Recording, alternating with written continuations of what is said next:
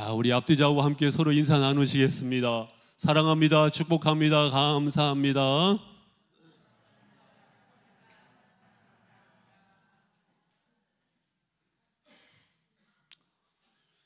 우리 성도님들 어렸을 적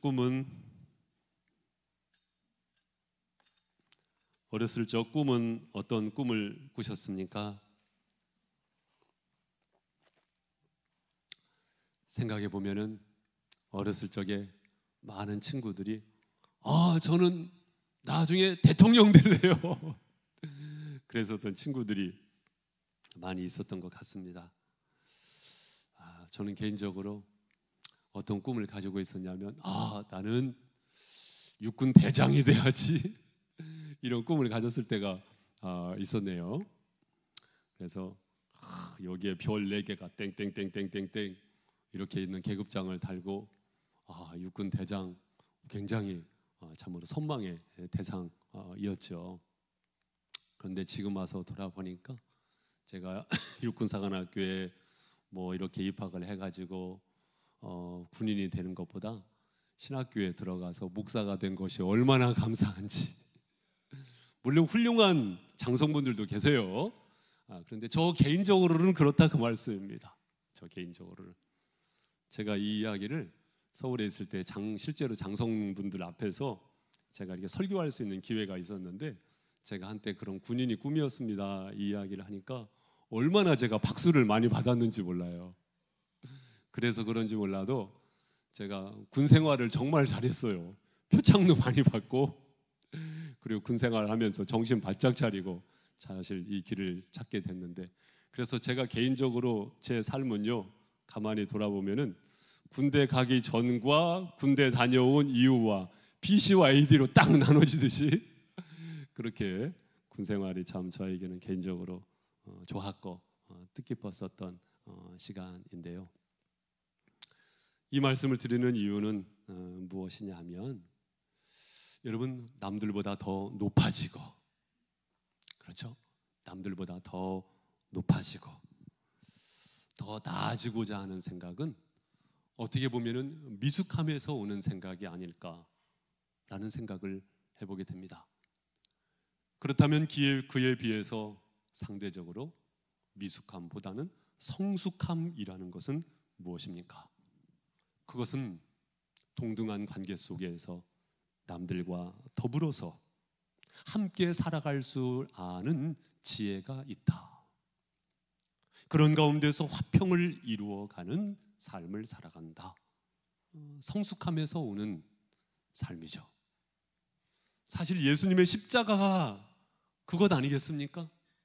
하나님과 인간의 화평을 이루게 하는 십자가. 또 인간과 인간이 화평을 이루면서 내가 너희를 사랑한 것 같이 너희도 서로 사랑하라. 이처럼 사이가 좋다. 인간이라는 말이 그렇잖아요. 사이간자를 사용하지 않습니까? 사람과 사람 사이가 좋다. 이것이요, 잘 사는 겁니다. 경제적인 풍요가 잘 사는 것이다, 그것이 아니고요. 물론 그것을 배제할 수는 없습니다만은 그것보다 더 뜻깊은 의미는 어디에 있습니까? 잘 산다는 것은요, 사이가 좋다, 그것입니다. 여러분 어떻습니까? 사이가 좋으신지요? 시편 133편 1절 말씀에 보니까 어떤 말씀이 있습니까? 보라, 형제가 연합하여 동거함이 어찌 그리 선하고 아름다운 것. 형제가 연합하여 동거함이 어찌 그리 선하고 아름다운 것. 선하고 아름답다, 히브리어로 토브라는 말이에요. 좋았더라, 그 말이에요. 좋다, 그거예요.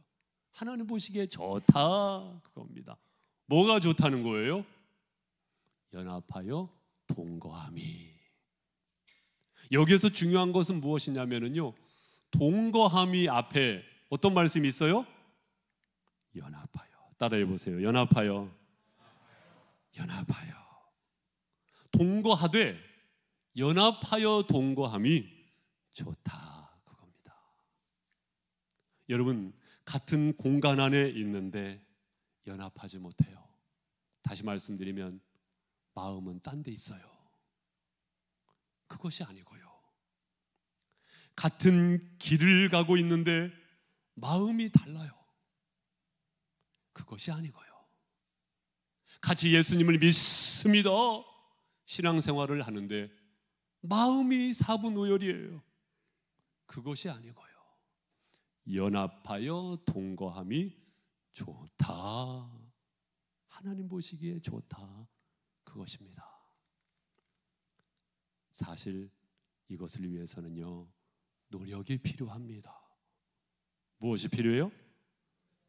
노력이 필요합니다.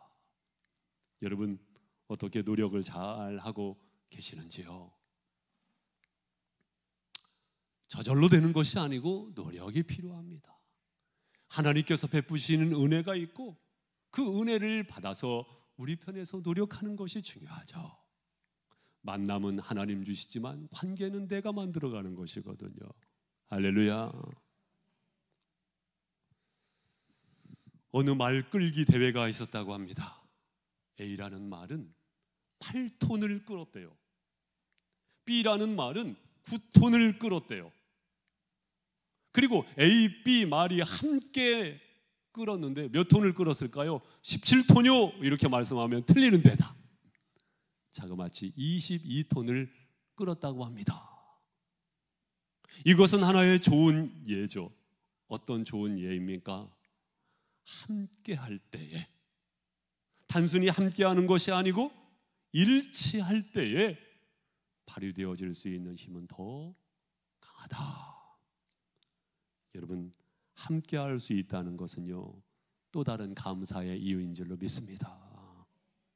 우리가 서로 함께하기 위해서 오늘 말씀은 우리에게 주시는 큰 은혜의 말씀, 축복의 말씀이라고 믿습니다. 자, 본문의 말씀 역대하 26장 말씀을 보셨는데 그 중에서 5절 말씀 같이 읽도록 하죠. 시작. 하나님의 묵시를 밝히 아는 스가랴가 사는 날에 하나님을 찾았고 그가 여호와를 찾을 동안에는 하나님이 형통하게 하셨더라. 아멘. 형통하게 하셨더라. 여러분, 주중에 이 말씀 큐티 본문 말씀으로 묵상을 하셨겠습니다만 아시다시피 아마시아 후에 우시아가 왕이 돼요. 우시아 왕은 남유다의 왕 중에 10번째 왕이었습니다. 그가 16세 때에 왕이 되고 52년간 왕으로서 비교적 길게 통치를 했죠. 우시아가 왕이 되면서 여러분, 오늘 2절 말씀도 보셨습니다마는 아마시아 왕이 그의 열조들의 묘실에 누운 후에 우시아가 엘롯을 건축하여 유다에 돌렸더라. 엘롯을 건축하였다. 이 엘롯이 뭐냐 하면은요, 홍해의 한 항구입니다. 이 항구를요, 솔로몬 시대 때에도 아주 활발한 무역항으로 사용을 했었는데 에돔에게 빼앗겼었어요. 그런데 에돔으로부터 다시 되찾아와 가지고 그 엘롯 항을요, 유다에 돌렸더라. 다시 되찾아왔다라는 것을 상징적으로 이야기를 하면서 그만큼 우시아 왕 때에 하나님께서 축복을 하셨다라는 것을 이야기를 해주고 있고요.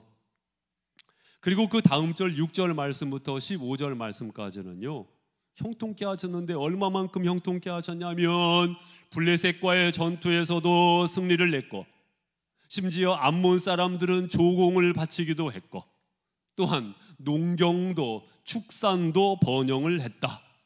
그리고 국방력도 대단했다. 이것을 설명해 주고 있는 말씀입니다. 그 중에서 15절 말씀 성도님들 읽어보세요. 15절 시작. 또 예루살렘에서 재주 있는 사람들에게 무기를 고안하게 하여 망대와 성곽 위에 두어 화살과 큰 돌을 쏘고 던지게 하였으니 그의 이름이 멀리 퍼짐은 기이한 도우심을 얻어 강성하여 짐이었더라. 그렇게 형통하기까지 여기 말씀해 보니까 기이한 도우심을 얻었다. 기이한 도우심이 무엇입니까? 하나님께서 형통케 하셨다. 여러분에게도 기이한 도우심, 말로 형언할 수 없는 기이한 도우심이 함께 하실 줄로 믿습니다. 그러기까지 우리가 눈여겨보아야 할 말씀이 아까 보셨던 5절 말씀에 보니까 하나님의 묵시를 밝히 아는 스가랴가 사는 날에 하나님을 찾았고 그가 여호와를 찾을 동안에는 하나님이 형통하게 하셨더라. 여러분, 스가랴가 사는 날에 하나님을 찾았다. 누가요? 우시야가. 그런데 스가랴가 죽고 나서 사실 우시야가요 딴짓을 한 거예요. 사실은요. 먼저는 우리가 여기에서 붙잡아야 할 중요한 메시지가 있어요. 스가랴가 사는 날 동안 이 우시야가요, 스가랴가 사는 날 동안, 스가랴가 누구예요? 선지자 아니겠습니까? 스가랴를 통해서 들려지는 하나님의 말씀에 귀를 기울였던 우시야, 그 우시야를 하나님께서 축복하셨다, 그것입니다. 우리는 많은 경우 문자적으로 형통케 하셨구나, 기이한 도우심이 함께 하셨구나, 그것에만 관심이 있지만 우리가 정말로 관심이 있어야 할 말씀은요, 스가랴가 사는 날 동안, 다시 말씀드리면 이 우시야가 스가랴를 통해서 들려지는 하나님의 말씀에 귀를 기울일 줄 알았다는 것입니다. 할렐루야. 사랑하는 성도 여러분, 이처럼 듣는 귀, 열린 마음이 있어야 합니다. 우리가 진정한 의미에서 함께하기 위해서는 듣는 마음, 열린 귀, 그것이 있어야 한다는 것입니다. 이것을 인정하시면 아멘? 아멘. 이것이 지혜입니다, 여러분. 지혜입니다. 솔로몬이 기브온 산당에서 일천 번제를 드릴 때에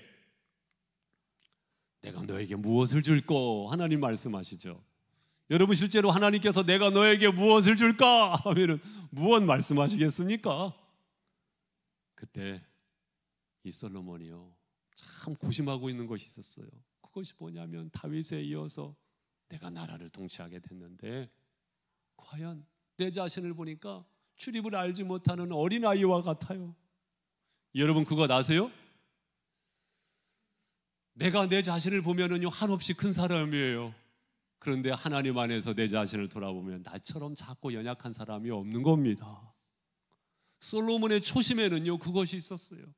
문제는 그것을 지켜나가지 못한 것이 문제였지만 초심에는요, 따끈따끈한 초심에는요, 그 고백이 있었다는 거예요. 작은 아이입니다.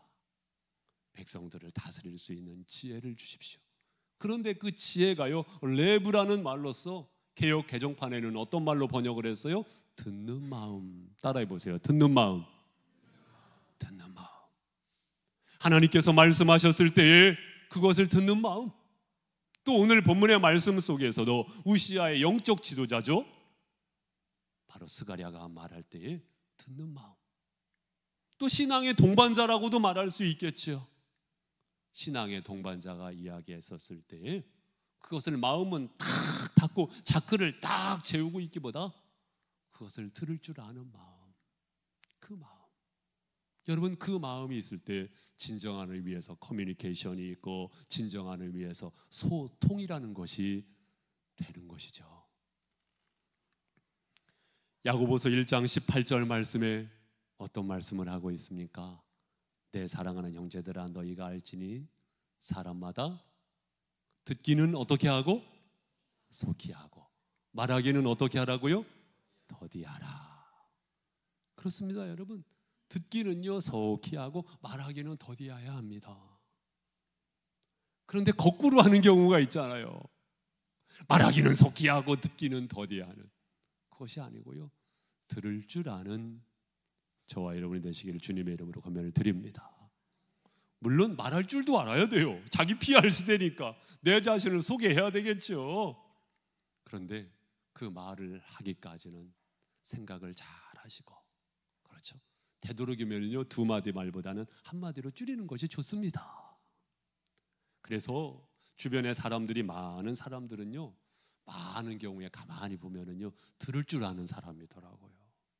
그런데 진정한 의미에서 진정한 관계를 갖지 못하는 경우에는요, 내 말만 따다다다다다다닥 하는 경우에는요, 마음을 주고받는 관계를 만들어가기가 쉽지 않죠. 쉽지 않죠. 사랑하는 성도 여러분, 서로 관계성 속에서 들어준다는 것은 상대방을 인정해 준다는 것이고 상대방을 세워주는 것이니, 듣는 관계성 속에서 서로를 세워주는 아름다움이 이어져 가실 수 있기를 주님의 이름으로 권면을 드립니다. 또한 18절 말씀으로 가보도록 하실까요? 18절 말씀 제가 읽어드리겠습니다. 우시야 왕 곁에 서서 그에게 이르되, 우시하여 여호와께 분향하는 일은 왕이 할 바가 아니요 오직 분향하기 위하여 구별함을 받은 아론의 자손 제사장들이 할 바니 성소에서 나가소서. 왕이 범죄하였으니 하나님 여호와에게서 영광을 얻지 못하리이다. 자신이 잘나서이기보다는 사실은 기이한 도우심이 함께하여서 형통케 하셨다. 우시야 왕이 사실 이것을 까맣게 잊어버리고 있었던 것 같습니다. 왜냐하면 말씀에 보니까요, 우시야가 강성해지게 되지 않습니까? 그때 마음이 교만하게 되어지고요, 악을 행하게 되는데 하나님 앞에 범죄했는데, 여기 말씀에 어떤 사건이 있었다는 것을 소개하고 있습니까? 성전에 들어가서 향단에 분향하려 한지라. 그거 참 좋은 것 아닙니까? 생각할 수 있습니다만, 시대를 거슬러 올라가서 그때 당시의 정황은 어떠합니까? 성소에 들어가서 분향을 하는 것은요, 아론의 자손들, 바로 제사장들이 하는 일이었거든요. 그런데 우시야 왕이요, 경계선이 없는 거예요. 경계선이 없는 겁니다. 내가 한다는데 누가 뭐래. 경계선이 없는 겁니다. 하나님 이것을 합당하게 보시지 않는 것이죠. 그래서 이 권력이라는 것은요, 한쪽에 모이지 않아요, 부패하게 되어 있는 것입니다. 진짜 지혜 있는 사람은 그 권력을 분산시키는 것이 진짜 지혜거든요. 우시야 왕이 그것을 몰랐던 겁니다. 내 마음대로 하는데 누가 뭐래. 그때 제사장 80명이 와가지고 그것을 말리는 것이죠. 하지만 우시야 왕의 반응이 어떠했어요? 반응, 19절 말씀 성도님들 읽어보세요. 시작.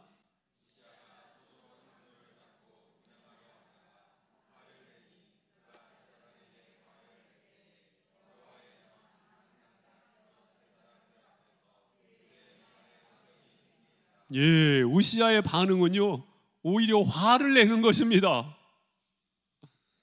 그러면서 얼굴에요, 나병이 생기게 되는 것이죠.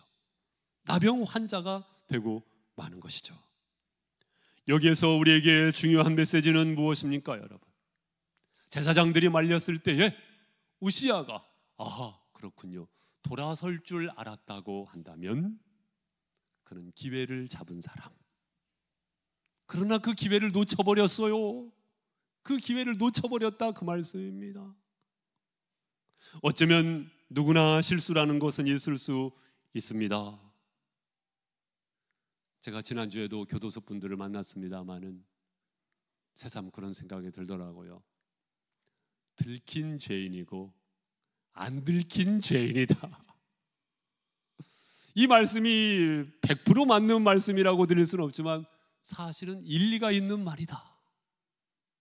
들킨 죄인이고 안 들킨 죄인이다. 사람은 누구나 실수라는 것이 있지요. 그러나 하나님께서 그것을 깨닫게 하셨을 때에 돌이킬 줄 안다고 한다면 기회를 잡은 사람, 그러나 돌이킬 줄 몰랐다고 한다면 기회를 놓친 사람이라고 말해도 과언은 아닐 것입니다. 심지어는요, 다윗도 그런 실수를 범했던 적이 있었지 않습니까? 우리아의 아내 밧세바를 범했을 때에 그것이 들통이 날까봐 우리아를요 전쟁터로 보내가지고 죽게 하지 않습니까? 나단 선지자가 다윗에게 이야기를 합니다. 나단 선지자는 과연 스토리텔링의 대가였던 것 같아요. 한 성읍에 두 사람이 있었네요. 한 사람은 부자였고요, 한 사람은요 가난한 뱅이였습니다. 부자인 사람에게는요 소도 많고 양도 많고, 그러나 가난한 사람은요 암양 새끼, 엄매 암양 새끼 한 마리가 있었어요. 어느 날 부자에게 손님이 찾아왔는데 귀한 손님이었던 것 같아요. 그래가지고요 양을 잡아가지고 잔치를 벌여야 하는데, 이 부자가요 가난한 사람에게 가가지고 암양 새끼 내놔. 그에게 그 힘이 있는 거니까 암양 새끼를 끌어다가요 암양을 잡아가지고 잔치를 벌인 겁니다. 다윗이 그 이야기를 들으면서, 아니 어떻게 그런 사람이 있을 수 있습니까? 그 사람을 쳐 죽여야 합니다. 그리고 쳐 죽이는 것으로 끝나는 것이 아니고 갚을 건 갚아야죠. 4배로 갚아야 합니다. 나단 선지자가, 그게 바로 당신입니다. 그게 바로 당신이에요. 그때 다윗의 반응이 어떤 반응이었습니까, 여러분? 사무엘하 12장 13절 말씀에 보니까 여호와께 죄를 범하였노라.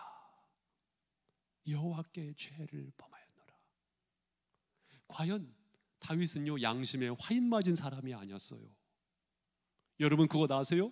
양심에 화인 맞은 사람은요 하나님께서요 깨닫게 하셔서도요 그거 그냥 튕겨 나갑니다. 그러나 다윗은 그것을 받아들였다는 말이에요. 그 기회를 놓친 것이 아니고 그 기회를 붙잡았다는 것입니다. 그리고 하나님 앞에 회개할 줄 알았었던 다윗이기 때문에, 아, 다윗 왕이 과연 훌륭한 왕이구나.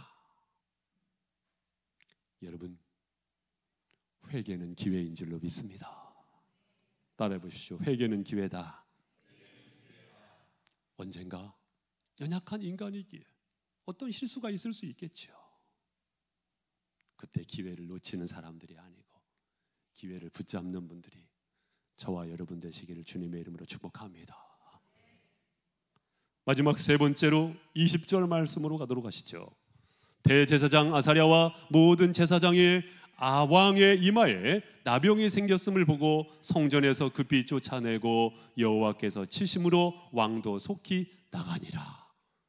나병 환자가 되었어요. 그런데 그것이 끝이 아닙니다, 여러분.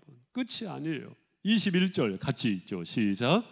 우시야 왕이 죽는 날까지 나병 환자가 되었고, 나병 환자가 되매 여호와의 전에서 끊어져 별궁에 살았으므로 그의 아들 요담이 왕궁을 관리하며 백성을 다스렸더라. 여러분, 나병 환자가 되었다는 것은 그가 과연 건강을 잃어버렸다, 이것이 끝이 아닙니다. 나병은요 그때 당시에 저주의 상징이었습니다. 나병 환자들은 일반인과 함께하지 못했어요. 따라서 왕이었지만 그는요 별궁에, 다시 말하면 한쪽 구석에서 살았다 그거예요. 몇 년 동안? 10년 동안. 그리하다가 우시야 왕이 10년을 살고 죽었다, 이 기록을 남기고 있는 것입니다. 여러분, 사랑하는 성도 여러분, 여기에서 우리가 알아야 할 중요한 것이 있죠. 그것은 무엇입니까? 우시야가 교만하게 되었을 때, 아까 16절 말씀 보시지 않았습니까? 우리 16절 한 번 더 같이 읽죠. 시작. 그가 강성하였음에 그의 마음이 교만하여 악을 행하여 그의 하나님 여호와께 범죄하되 곧 여호와의 성전에 들어가서 향단에 분향하려 한지라. 교만하여. 마음의 교만이요 발전하죠. 어떻게 발전해요? 악을 행하여 발전하죠. 여호와께 범죄하여. 사랑하는 성도 여러분, 성찰이라는 말이 무엇입니까? 내 자신을 돌아본다는 것이거든요. 우리는 순간순간 내가 교만하지 않나. 누가 이것을 돌아봐야 할까요? 우리 모두가. 아, 저는요 교만하고 거리가 먼 사람입니다. 그러나 여러분, 그렇지 않잖아요. 우리가 샤워를 하는 이유, 세수를 하는 이유, 손을 씻는 이유가 뭐예요? 먼지가 내려앉지 않는 사람은 아무도 없을 거예요. 늘상 자신을 돌아볼 필요가 있겠죠. 야고보서 4장 6절 말씀에 그러나 더욱 큰 은혜를 주시나니 그러므로 일렀으되 하나님이 교만한 자를 물리치시고 겸손한 자에게 은혜를 주신다 하였느니라. 사랑하는 성도 여러분, 하나님의 은혜의 주인공들이 되시기를 주님의 이름으로 축복합니다. 이를 위해서는요, 우리가 교만을 털어버리고 겸손을 잘 지켜 나가야 할 줄로 믿습니다. 이 노력이 있어야 합니다. 노력이 있어야 합니다. 우리 교회 구역 구석마다 기관별로 이렇게 청소도 하시고 아름답게 단장도 하시고 관리하는 구역이 있지 않습니까? 참 너무 감사드립니다. 만약에 그렇게 지속적으로 관리하지 않으신다고 한다면 사실 우리 교회가 아주 어지러운 교회가 될 거예요. 어제 같은 경우에도 화장실 청소하시는 집사님의 모습을 제가 멀리에서 이렇게 좀 지켜배웠어요. 너무 감사하죠. 누군가가 그 손길을 대지 않는다고 한다면 화장실이 또 얼마나 더럽겠어요. 누군가가 숨은 봉사를 하는 겁니다. 저도 개인적으로 제가 이렇게 14년 동안 나름 이렇게 교회를 청소도 하고 관리도 하고, 특히 주일 오후 예배가 끝나면 우리 전도사님들과 함께 쓰레기도 비우고 화장실도 관리하고. 생각해 보세요. 약 200명 정도 되는 우리 성도님들 오셨다가 헤어지면 교회가 얼마나 사실 그렇겠어요. 그런 노력이 사실은 있는 거고요. 저도 그 노력을 지속적으로 하는 이유는요, 또 하천도 제가 청소하는 이유는요, 물론 그렇게 함으로 깨끗해지는 이유 첫 번째고요. 그에 못지않게 중요한 이유가 무엇이냐면요, 착각하지 않기 위해서. 무엇하지 않기 위해서? 착각하지 않기 위해서. 언젠가 사람들이 목사님 해주니까 저도 모르게 우쭐해가지고, 여기 대주도 있고 성화도 있습니다만 목사님 해주니까 저도 모르게 제가 우쭐해가지고 착각하더라고요. 그래서 제 나름대로 청소하고 제 나름대로 굳은 일을 하면서 제 마음속에 침을 삼키듯이 제가 생각하는 것이 뭐냐면은 착각하지 말자.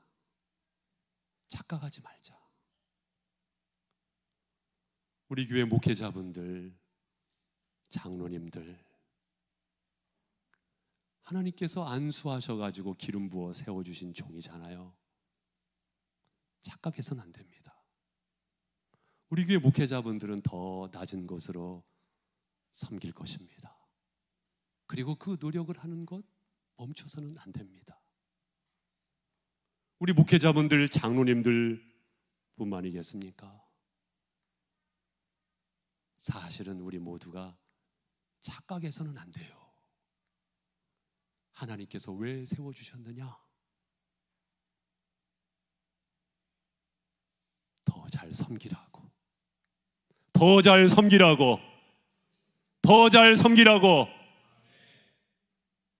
그래서 세워주신 거예요. 착각해서는 안 돼요. 착각해서는 안 됩니다. 착각하는 순간 멸망의 지름길로 접어드는 거예요.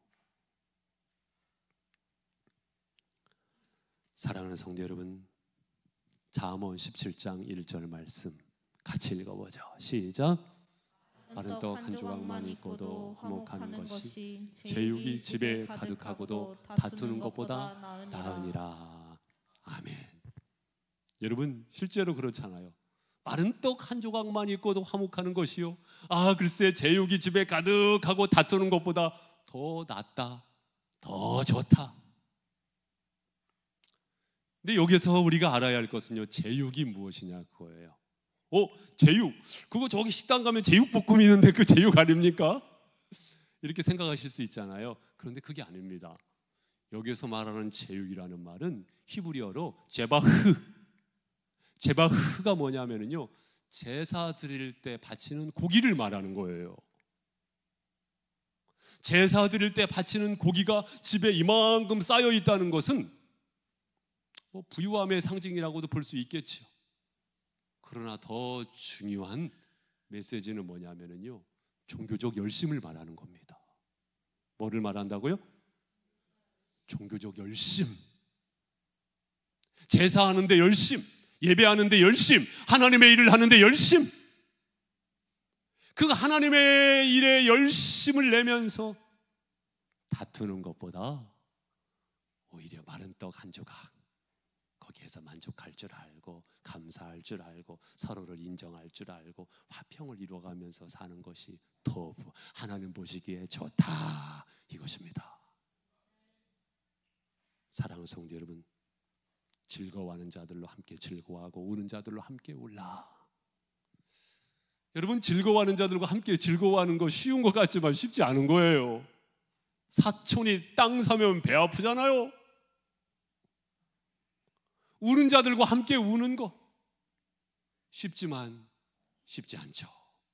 함께 마음 아파할 줄 알고 기도할 때 그 아픔을 공감하면서 동감하면서 눈물로 기도할 줄 아는 그러한 화평, 그러한 함께함이 어떻게 있을 수 있을까요? 오늘 말씀은 저와 여러분에게 말씀하신 줄로 믿습니다. 열린 마음을 가지세요. 듣는 귀를 가지실 수 있기를 바랍니다. 하나님께서 언젠가 깨닫게 하셨을 때 회개할 줄 알아야 할 줄로 믿습니다.